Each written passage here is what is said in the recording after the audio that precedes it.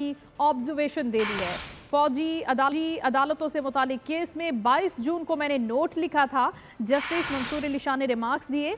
Supreme court practice and procedure bill के आने के बाद इस केस को फुल कोर्ट को सुनना चाहिए। उन्होंने रिमार्क्स में कहा कि सुप्रीम कोर्ट पहले प्रैक्टिस एंड प्रोसीजर कानून का फैसला करे।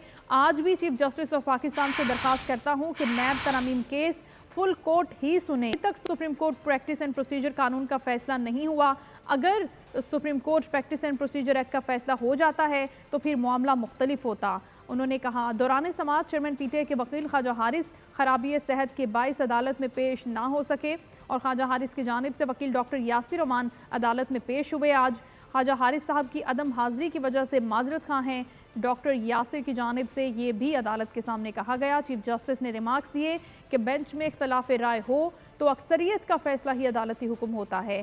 पहले दिन से पूछ रहा हूं कि नैब तरामीम किन बुनियादी हुकूक से मुतसादिम है। 40 समातों के बाद भी तसल्ली बख्श जवाब नहीं मिल रहा। उनका ये कहना था कि चाहते हैं कि समात मुकम्मल करके फैसला दे दे। मेरी रिटायरमेंट करीब है, फैसला ना दिया तो ये बाइस शर्मिंदगी होगा। अब सुप्रीम कोर्ट ने यह समात 28 अगस्त तक मुलतवी कर दी है।